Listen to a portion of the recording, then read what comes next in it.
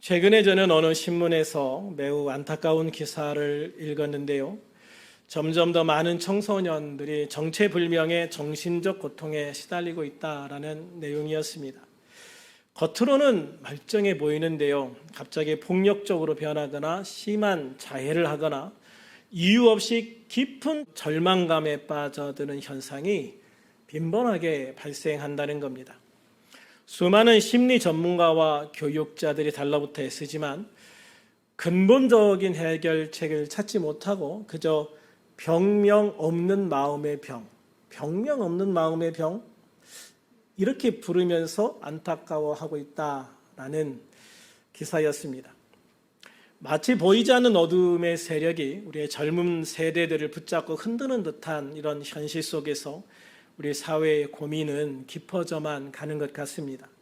그런데 더 큰 문제는 이런 현상들이 단지 젊은이들의 문제만은 아니라는 겁니다. 우리 사회 전반에 걸쳐서 이런 문제들이 점점 더 심각한 사회 문제로 대두되고 있다는 것이죠. 이로 인해서 묻지마 폭행이나 심지어 살인까지도 빈번하게 일어나고 있는 것이 현실이기 때문입니다. 오늘 우리가 함께 나눌 말씀은 바로 이러한 절망적인 문제에 직면한 우리가 어떻게 그 모든 불가능을 넘어설 수 있는지에 대한 고민을 해보려고 합니다. 또한 예수님께서 이 땅에 오신 목적, 그리고 우리가 주님 안에서 누릴 수 있는 권세와 능력의 비밀을 오늘 말씀 속에서 함께 찾아낼 수 있기를 축원합니다. 말씀을 시작하면서 오늘 본문 말씀 중에 세 구절만 먼저 함께 읽고 시작을 하겠습니다. 19절, 23절, 29절입니다. 시작. 대답하여 이르되 믿음 없는 세대여 내가 얼마나 너와 함께 있으며 얼마나 너희에게 참으리요 그를 내게로 데려오라 하시매. 23절입니다. 예수께서 이르시되 할 수 있거든이 무슨 말이냐 믿는 자에게는 능히 하지 못할 일이 없느니라 하시니. 29절 이르시되 기도 외에 다른 것으로는 이런 종료가 나갈 수 없느니라 하시니라. 아멘. 오늘 말씀 본문이 좀 길기는 한데 이 세 구절이 이 본문의 핵심을 이야기해 주는 말씀입니다. 오늘 말씀 속에서 한 아버지의 지친 절규와 무기력한 제자들, 그리고 문제 앞에서 당당히 승리를 선언하시는 예수님의 권능이 극명하게 대조되고 있습니다. 이 아이의 아버지는요, 참 힘든 삶을 살아왔을 거라고 생각을 합니다.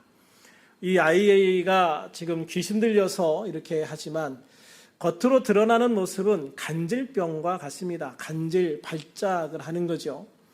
예수님께서 언제부터 이러냐? 그러니까 어릴 때부터라고 하잖아요. 아주 어릴 때부터 이 아이는 간질병을 가지고 있었는데 단순히 간질병이 아니라 귀신 들림으로 나타나는 간질병인 거예요.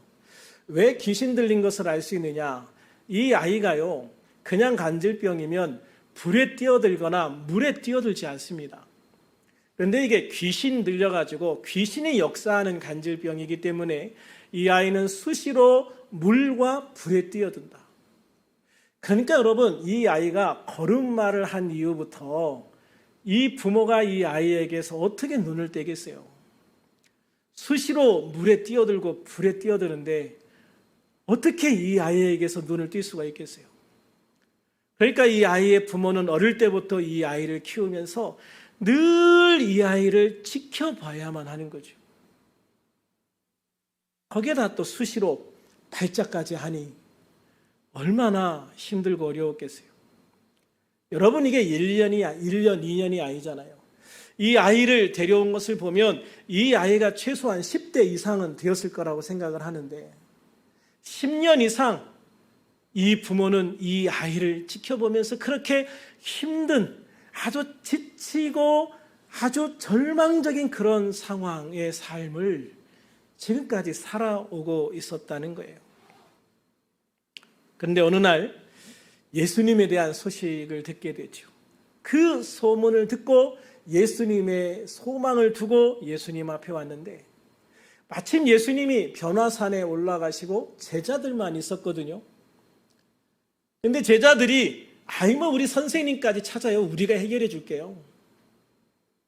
제자들한테 맡겼는데 제자들이 해결을 못하는 거예요. 해결을 못하는 거예요. 그래서 본문 16절부터 18절까지 이 상황을 설명하고 있는데요. 한번 읽어볼까요? 시작. 예수께서 물으시니 너희가 무엇을 그들과 변론하느냐? 무리 중에 하나가 대답하되 선생님, 말 못하게 귀신 들린 내 아들을 선생님께 데려왔나이다. 귀신이 어디서든지 그를 잡으면 거꾸로져 거품을 흘리며 이를 갈며 그리고 파리해지는지라. 내가 선생님의 제자들에게 내쫓아 달라 하였으나 그들이 능히 하지 못하더이다. 오늘 본문의 현장을 한번 상상해 보시기 바랍니다. 간질병에 걸려 심하게 고통받는 아들을 둔 아버지가 제자들에게 왔어요. 그런데 이 아들은 보통 간질병이 아니었습니다. 더러운 귀신에 사로잡혀서 귀신이 그 아이들을 죽이려고 물에도 던지고 불에도 던지는 처절한 상황이었습니다. 그래서 이 아버지는 이 예수님이 유일한 희망이었는데 제자들은 큰 소리 쳤는데 결과는 아무것도 나오지 않습니다. 이 제자들이 큰 소리 친 거에 비해서 아들에게서 아무것도 못하는 거예요. 귀신도 못 쫓아내고 간질병도 못 고치고, 어떻게 보면 제자들로서는 참 난감한 상황에 처해 있었다. 속으로 얼마나 창피했겠습니까? 큰 소리 쳤는데 아무것도 못하니까. 나중에 예수님이 혹시 물어보셨다면 제자들은 이런 핑계를 댔을지도 몰라요. 예수님 그거 너무 심했어요. 증상이 너무 심했어요. 우리가 옛날에 전도하러 갔을 때 그때 귀신 쫓아내고 병도 고쳤잖아요. 근데 그 사람들에 비해서 이 아들은 너무 오래되고 너무 심했어요. 그래서 못했나 봐요. 또 어떤 제자는 이렇게 말했을지도 모르죠. 예수님 오늘 정말 컨디션이 너무 안 좋았어요. 컨디션만 제가 조금만 좋았어도 제가 할 수 있었는데. 또 어떤 제자는 이렇게 말했을지도 모릅니다. 예수님 이건 정말 특이한 케이스예요. 저는 이런 케이스를 한 번도 못 봐가지고 이런 특이한 케이스에 저의 당황해가지고 능력을 못 발휘했어요. 이렇게 이야기했을지도 모르겠어요. 어쨌거나 공통적인 제자들의 대답은 우리는 못했습니다. 우리는 무기력했습니다. 라는 대답이 되겠죠. 이러한 무기력한 모습은 오늘날 우리의 모습과 너무나도 닮아있지는 않은가라는 생각을 해요. 세상은 수많은 전문가와 시스템을 만들어서 문제를 해결하려고 합니다. 요즘 젊은이들은 헬조선이라고 얘기하고요. 우리나라가 이제 지옥 그 자체다라고 얘기하는 거죠. 번아웃 이런 말들을 자주 합니다. 어떻게 보면 우리 젊은이들이요 정말 나를 애쓰고 노력하는 거예요. 정말 처절하게 노력하는데 문제가 해결이 안 돼. 출구가 보이지 않아. 그러니까 젊은이들이 좌절할 수밖에 없는 상황이 만들어지고, 그래서 우리가 살아가는 이 자체가 지옥이다, 헬조선이라고 이야기하는 것 같아요. 그런데 그런 상황에서 막 처절하게 노력하다 보니까 번아웃이 와버려. 그냥 내가 지쳐 쓰러지게 된단 말이에요. 그래서 아무것도 못하는 상황에 내몰려 버리게 되어지는 거예요. 일본을 보면 이런 현상들이 정말 극심한 모습들을 보게 되어져요. 그래서 일본에 보면 그냥 문 밖에 한 발자국도 안 나오는 아이들이 있어요. 그냥 방에 완전히 스스로를 방에 가두고 사는 아이들, 젊은 아이들, 10년, 20년. 심지어 부모가 죽어서 장례를 치를 때도 문 밖에 안 나오는 아이들도 있어요. 근데 일본에 그런 현상들이 왜 생겼느냐? 일본이 이제 막 경제가 엄청 발달하다가 정체되기 시작을 하잖아요. 어느 순간 정체되면서 젊은이들에게는 이게 절망이 된 거예요. 성장할 때는 취직할 때도 많고 돈도 빨리빨리 벌 수 있고 막 그랬어요. 그런데 경제가 정체되다 보니까 젊은이들에게 모든 게 다 힘든 상황이 된 거죠. 그래서 젊은이들이 낙심하기 시작하고 절망하기 시작하고 좌절하기 시작해요. 그래서 일본의 그 청년 문제가 정말 심각한 사회 문제지요. 그런데 이런 문제들이 우리나라에도 10여 년 전에 똑같이 시작이 되었어요. 일본보다 대충 한 10년 정도 늦게 이런 현상들이 시작이 되는데, 우리나라와 일본의 현상이 비슷하기 때문에 그래요. 우리나라도 10여 년 전부터 경제 성장을 하다가 좀 정체되기 시작을 했죠. 그렇게 옛날처럼 빠른 경제 성장이 이루어지지 않다 보니까 여러 가지로 젊은이들에게 기회가 줄어들기 시작을 하고, 그러면서부터 우리나라 젊은이들에게도 좌절이라는 게 찾아오기 시작을 한 거예요. 그런데 우리나라가 일본보다 훨씬 처지가 나은 이유가 있다고 저는 생각을 합니다. 바로 신앙의 힘, 하나님의 은혜라고 생각을 해요. 일본은 기독교 인구가 굉장히 적지 않습니까? 그러니까 하나님의 능력과 은혜로 치유하고 회복될 수 있는 젊은이들이 그만큼 적을 수밖에 없어요. 그런데 우리나라는 그래도 교회가 많아. 그래도 주변에 믿는 사람들이 많아. 그래서 그런 청년들을 위해서 기도해주는 부모가 있고, 또 주변에서 함께 기도해주는 성도들이 있고, 교회들이 있고. 그래서 일본보다는 형편이 훨씬 낫지만, 그럼에도 불구하고 이런 문제들이 점점 심각해져 가고 있다. 왜? 이 땅에 교회의 영향력이 점점 줄어들고 있고 젊은이들이 점점 교회에서 떠나고 있기 때문에 그 젊은이들에게 나타난 이런 현상들은 점점 심각해져 갈 수밖에 없는 현실적인 한계를 가지고 있다는 것이죠. 마치 병명 없는 마음의 병처럼 영적인 문제에 직면해 있지만 인간적인 방법으로는 답을 찾지 못하는 상태, 무기력감에 빠져서 절망과 좌절 속에서 허우적거리고 있는 그런 모습과 다르지 않다는 생각을 하게 되는 거죠. 문제는 인간의 방법으로는 해결할 수 없다는 거예요. 그러나 이러한 좌절 속에서 우리는 희망을 발견합니다. 바로 하나님의 아들 예수 그리스도께서 우리와 함께 계시기 때문이죠. 본문 19절부터 24절까지 같이 한번 읽어볼까요? 시작. 대답하여 이르되 믿음이 없는 세대여 내가 얼마나 너희와 함께 있으며 얼마나 너희와 함께 참으리요. 그를 내게로 데려오라 하시매 이에 데리고 오니 귀신이 예수를 보고 곧 그 아이로 심히 경련을 일으키게 하는지라. 그가 땅에 엎드러져 구르며 거품을 흘리더라. 예수께서 그 아버지에게 물으시되 언제부터 이렇게 되었느냐 하시니 이르되 어릴 때부터는이다. 귀신이 그를 죽이려고 불과 물에 자주 던졌나이다. 그러나 무엇을 하실 수 있거든 우리를 불쌍히 여기사 도와주옵소서. 예수께서 이르시되 할 수 있거든이 무슨 말이냐? 믿는 자에게는 능히 하지 못할 일이 없느니라 하시니 곧 그 아이의 아버지가 소리질러 이르되 내가 믿나이다. 나의 믿음 없는 것을 도와주소서 하더라. 아멘.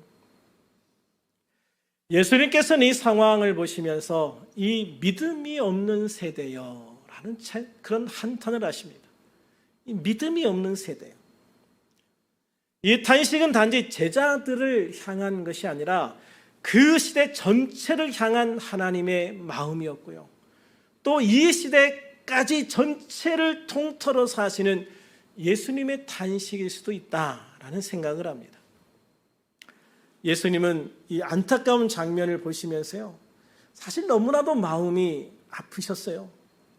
그래서 예수님은 아버지에게 그 아들을 내게로 데려오라라고 말씀하시죠.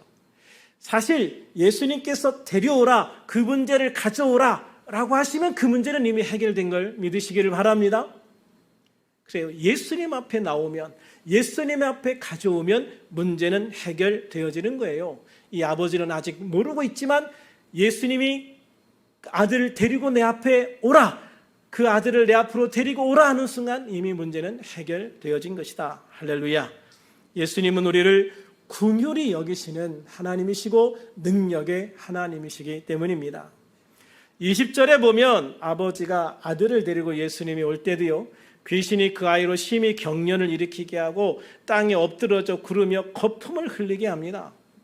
사탄은요, 끝까지 하나님의 일을 방해하려는 것을 볼 수가 있어요. 아들의 이러한 모습을 본 아버지는 22절에서 예수님을 향해 이렇게 절규합니다. 무엇을 하실 수 있거든, 무엇을 하실 수 있거든, 제발 뭐라도 좀 하실 수 있으면 우리를 불쌍히 여기사 도와주옵소서. 우리를 좀 불쌍히 여겨서 우리 아들 좀 치유해 주셔서 아들도 살고 나도 좀 살게 해주세요. 이 아버지의 처절한 절박함이 보여요. 그러나 동시에 아버지의 마음에 예수님을 향한 의심, 불신도 담겨 있는 걸 보게 되어지죠. 아버지의 이 의심이 어디서 왔을까요? 무기력한 제자들 때문입니다. 그렇습니다. 우리의 모습을 통해서요, 사람들은 예수님을 봅니다.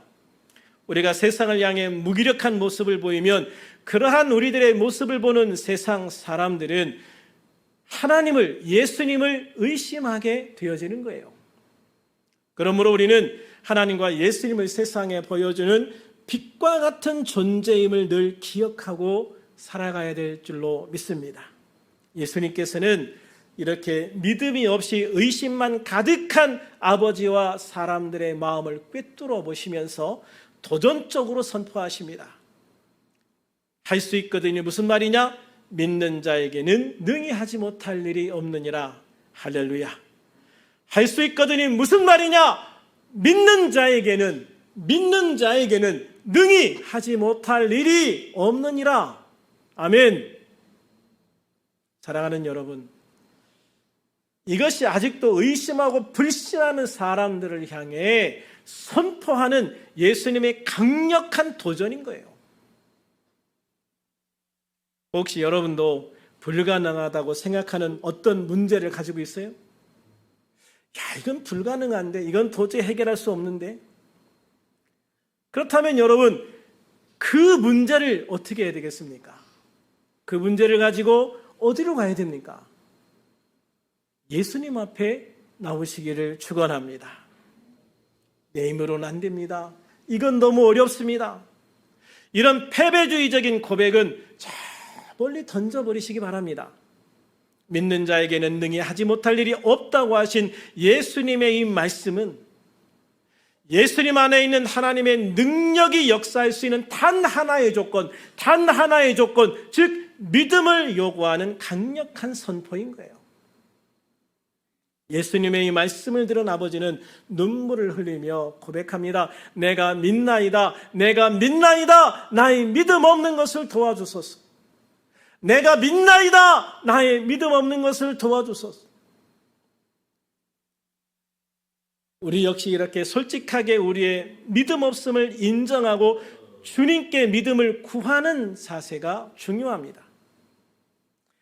알아서 잘할게요.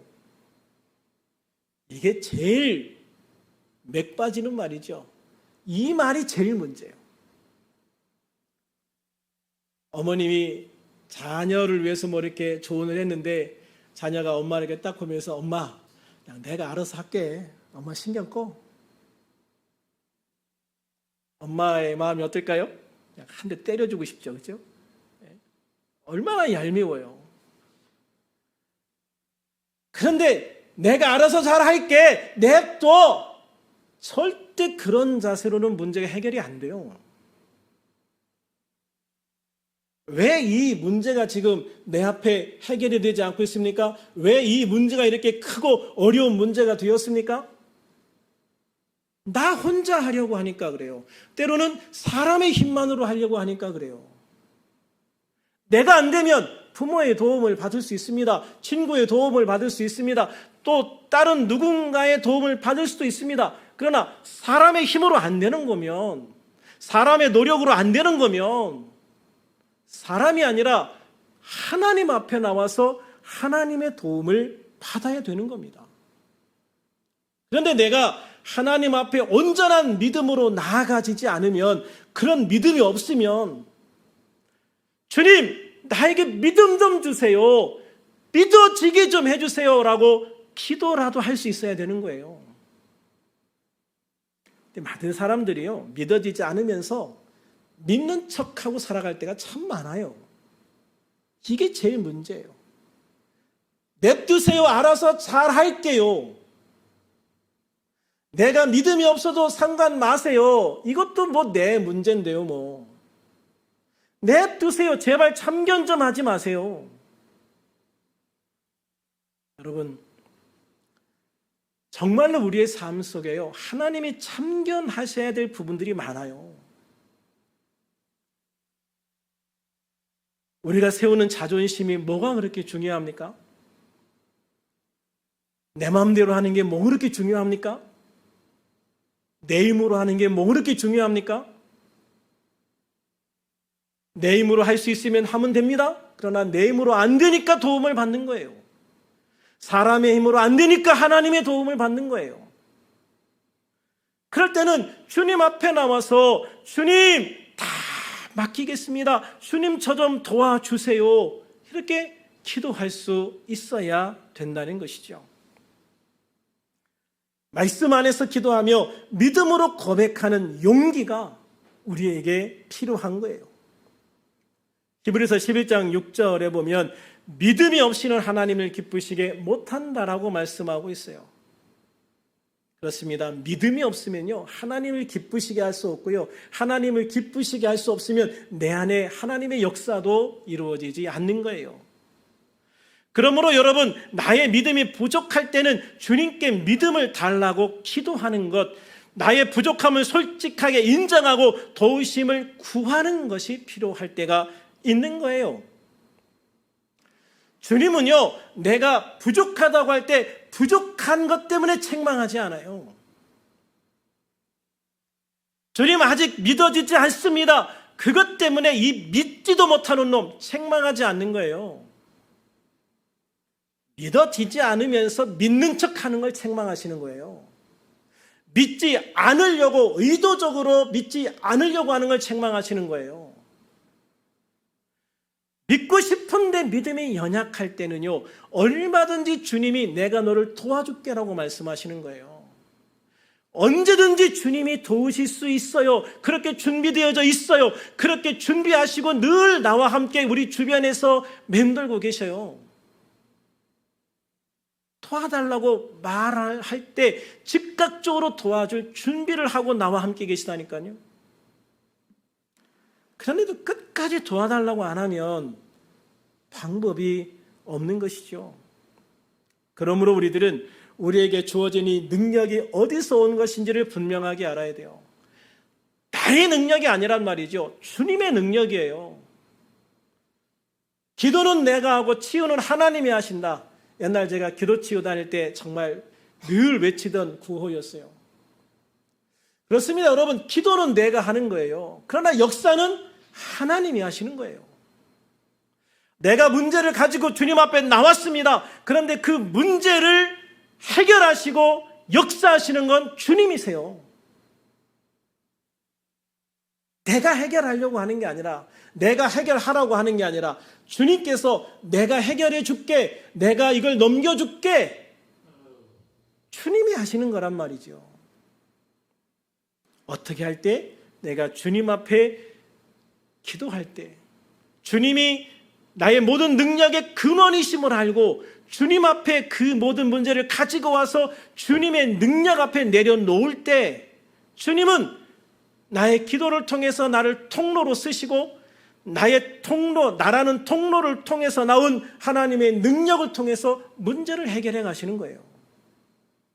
근데 여러분, 내가 기도하지 않으면 하나님의 능력의 통로를 막아버리는 거예요. 수도꼭지가 열면 물이 나오죠. 수도꼭지를 열었을 때 물이 나온다는 건 뭐예요? 그 안에 물이 가득 차 있다는 거 아닙니까? 물이 가득 차 있는데, 그 파이프에 물이 가득 차 있는데 수도꼭지만 틀면 언제든지 그 물을 쓸 수가 있고 마실 수 있는데, 수도꼭지를 틀지 않으면서 물이 없다고, 목마르다고 갈증 속에 죽어가는 사람이 있다면 얼마나 어리석은 사람이겠어요. 사람들이 뭐라 그러겠어요? 야, 틀어. 틀면 물 콸콸콸 나와, 틀어.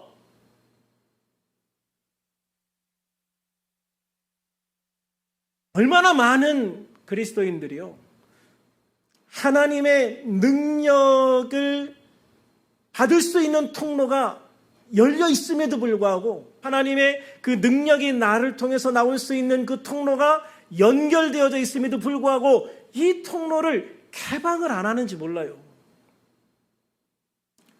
내가 예수님을 믿는 순간 이미 하나님과 나의 통로는 연결되어 있어요. 하나님이 나에게 보낼 수 있는 능력의 통로, 나에게 필요한 것들을 보낼 수 있는 통로가 나에게 연결되어져 있어요. 그런데 그 통로를 열기만 하면 다 받을 수 있는데 열질 않아.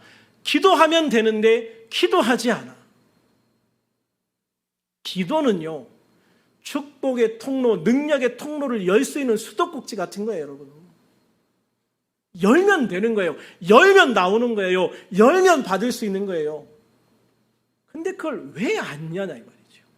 왜 열지를 않아? 꼭꼭 닫아놓고 물이 없어서 갈증이 심해서 죽어가는 그런 어리석은 자와 같은 삶을 살아가느냐 이 말이에요. 25절부터 29절까지 쭉 보면 예수님이 이 아이를 치유하는 장면부터 쭉 나와요. 예수님이 이 아이를 데려오라고 해가지고요, 어떻게 해요? 그 더러운 귀신을 꾸짖어 쫓아내십니다. 꾸짖어 쫓아내신다. 내 안에 예수님의 능력이 있어요. 내 안에 성령의 능력이 있어요. 내 안에 하나님의 권능이 있어요. 예수님이 꾸짖어 쫓아낼 수 있으면 나도 꾸짖어 쫓아낼 수 있어요. 믿음만 있으면. 왜 우리 삶에 역사하는 귀신에게 그렇게 농락당하고 그렇게 힘들어하느냐?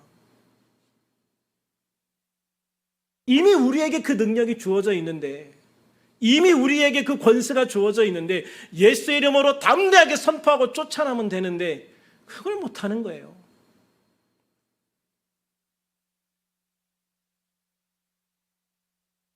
사탄은요, 그 과정 속에서도 끝까지 반항합니다. 26절부터 보면 이 아이가 예수님 앞에 오는 과정 속에서도 막 경련을 일으키고 막 뒤집어지고 쌩 난리를 피지요. 사탄은요, 절대 그냥 포기하고 싶지 않은 거예요. 최후의 발악이라도 해본다니까요. 마귀는 우리에게 최후의 발악이라도 해보는데 우리는 하나님 앞에서 하나님의 능력을 받기 위한 최후의 발악도 안 해요. 우리가 정말 이 생명의 축복을 받고 정말 이 놀라운, 우리가 감히 상상할 수 없는 이 엄청난 축복을 받았는데, 그럼에도 불구하고 사탄보다 내가 하나님 앞에 나아가는 노력이 부족해요. 여러분, 나를 죽이려고 하는 사탄, 나를 살리려고 하는 예수님, 나를 살리려고 하는 예수님은 당신의 생명까지 십자가에 주셨는데, 당신의 생명을 바쳐서 나를 구원해 주셨는데, 그 주님 앞에 나아가는 우리들은요, 너무 미약해. 너무 약해. 그냥 조금만 힘들어도 어려워도 포기해버리고 주저앉아버리고 그냥 절망하고 좌절하고, 그래서 절망하고 좌절하는 게 습관처럼 되어버리는 그런 삶의 모습들이 얼마나 많은지 모른다는 거예요. 그렇습니다, 여러분. 우리는 주님 안에서 믿음을 가지고 담대하게 나가야 돼요. 주님 말씀하셨잖아요. 능히 하지 못할 일이 없다는데, 너희가 믿으면 능히 하지 못할 일이 없다는데 왜 믿는다고 말하면서도 안 된다, 못한다라고 반복적으로 이야기하면서 나아가려고 하질 않느냐? 왜 기도하려고 하질 않느냐? 왜 주님 앞에서 마귀와 싸우려고 하질 않느냐? 왜 안 하느냐 이 말이죠. 안 하면서 수도꼭지를 열지 않으면서 주님이 안 주신다고, 못한다고 불평하고 원망만 하고 있으면 그것처럼 어리석은 사람은 없는 거예요, 여러분. 제자들은요, 그 아이의 귀신을 쫓아내지 못한 게 굉장히 창피했던 것 같아요. 그래서 집에 들어갔을 때 예수님 앞에 와서 조그만 목소리로 속삭이듯 이야기합니다. 예수님, 왜 우리는 그 귀신을 쫓아내지 못했습니까? 사실 쪽팔린 건 쪽팔린 거고 알 건 알아야 되잖아요. 창피하다고 숨겨두면은요, 똑같은 일을 반복하게 돼요. 똑같은 실수를 반복하게 돼요. 창피해도 원인을 알고 대처를 하면 다음에는 똑같은 실수를 반복하지 않는 거예요. 그래서 여러분, 좀 창피해도 왜 실패했는지를 아는 것이 중요하다. 그래서 저는 제자들의 이런 질문이 굉장히 중요한 용기 있는 쓸모 있는 행동이었다고 저는 생각을 해요. 제자들의 이 질문에 예수님이 뭐라고 대답하십니까? 29절에 보면은 기도 외에 다른 것으로는 이런 종류가 나갈 수 없다. 기도 외에 다른 것으로는 이런 종류가 나갈 수 없다라고 말씀하십니다. 기도 외에 다른 것으로는 이런 종류가 나갈 수 없느니라. 아멘. 그렇습니다, 여러분. 기도 외에 다른 것으로는 이런 능력이 나타날 수 없는 거예요. 수도꼭지를 트는 것 밖에는 수도 파이프에 있는 물을 마실 방법이 없는 겁니다. 그래서 주님께서도 새벽에 기도하시고 밤중에 기도하시고 시간 나실 때마다 기도하신 겁니다. 그런데 여기에서 기도 외에라는 말은요, 단순히 기도하는 시간만을 의미하는 게 아니에요.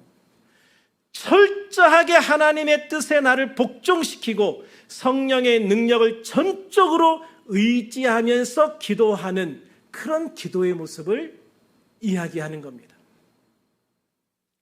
우리는 너무 쉽게 인간적인 지식과 경험, 재물이나 권력을 의지하려는 습관적인 삶의 모습이 있어요. 마치 알고리즘이 모든 것을 해결해 줄 것처럼 생각하는 이 시대에 예수님은 기도의 알고리즘, 기도 알고리즘이 유일한 해결 책임을 말씀하시고 있는 거예요. 인간의 힘으로는 사탄 마귀를 감당할 수 없기 때문입니다. 그러므로 우리들은 때로 금식을 통해서 세상의 모든 것을 끊어내고 오직 하나님께만 매달릴 필요도 있습니다. 내가 일반적인 기도로 되지 않는다면 금식기도 하고 때로는 작정기도 하고 그렇게 하나님 앞에 전적으로 특별하게 매달리는 시간들이 필요하다는 것이죠. 그럴 때 우리에게 놀라운 영적인 권능이 주어지기 때문이고 기도 응답의 역사가 일어나기 때문이죠. 우리의 무기력함은요, 곧 기도의 부족에서 오는 것이기 때문에 그렇습니다. 우리의 무기력은 곧 기도의 부족이다. 기도하지 않는 교만 때문에 우리는 세상에서 무기력하게 패할 수밖에 없는 비참한 존재가 되는 거예요. 그러므로 사랑하는 여러분, 여러분의 문제를 가지고 기도의 자리에 나아가시기를 바랍니다. 에베소서 6장 18절에 모든 기도와 간구를 하되 항상 성령 안에서 기도하고 이를 위하여 깨어 구하기를 항상 힘쓰며 여러 성도를 위하여 구하라고 말씀했습니다. 어려운 문제라고 생각이 되면 포기하기보다는 금식하면서 때로는 작정하고 더욱 간절히 매달리며 기도하는 것을 선택하시기를 바랍니다. 그러면 우리들 안에 계신 예수님의 능력으로 모든 불가능들이 깨어지기 시작하고요, 승리의 찬양을 부를 수 있는 승리의 삶이 우리 앞에 주어지게 될 줄로 믿습니다. 사랑하는 여러분, 우리는 마가복음 9장 말씀을 통해서 인간의 무기력함이 직면한 절망적인 문제 앞에서도 오직 예수 그리스도의 능력 그리고 믿음과 기도를 통해서 모든 것이 변화되고 해결되고 치유되고 회복될 수 있음을 함께 이야기했어요. 그러므로 더 이상 해결할 수 없다고 생각하는 문제 앞에서 한숨만 쉬는 우리들이 되지 않았으면 좋겠습니다. 사탄은 우리에게 이건 내가 해결할 수 없어 라고 속삭여요. 여러분이 어떤 문제 앞에서 이건 할 수 없는데, 이거는 포기해야 되겠는데, 이거는 안 되겠는데 이런 생각이 들 때 단호하게 외치십시오. 사탄아, 내 생각의 역사는 사탄아, 너는 떠나가라. 내 생각 속에서 떠나갈지어다. 아멘. 안 된다, 못한다, 포기해야 된다, 절망하고 좌절로 유도하는 모든 생각은 여러분 사탄이 주는 거예요. 마귀가 주는 겁니다. 주님은 절대 그렇게 말씀하지 않으십니다. 할 수 있어, 하면 돼. 믿음으로 도전하고 예수 이름 붙잡고 기도해봐. 하나님이 너에게 능력을 주신다. 너에게 권능을 주신다. 이 문제를 해결해 주신다. 이 문제를 넘어가게 하신다. 할렐루야. 크게 주님이 주시는 음성입니다.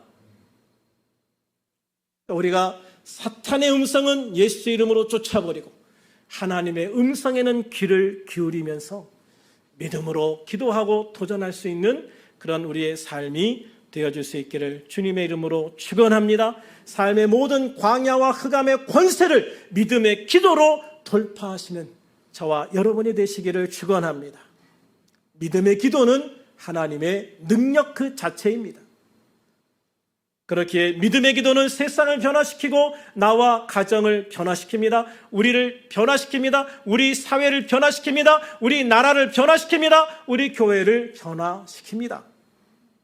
그러므로 모든 의심과 불신앙을 예수 그리스도의 십자가 앞에 다 내려놓으시고 우리는 다만 기도의 자리에 나아가 하나님의 능력을 통해서 하나님의 일을 감당할 수 있는 우리들, 하나님의 놀라운 승리와 능력의 은혜를 경험하고 그 승리를 하나님 앞에 승리의 영광을 돌리며 찬양하며 영광 돌리며 당당하게 나아갈 수 있는 그런 우리의 삶이 될 수 있기를 우리 주님의 이름으로 축원합니다.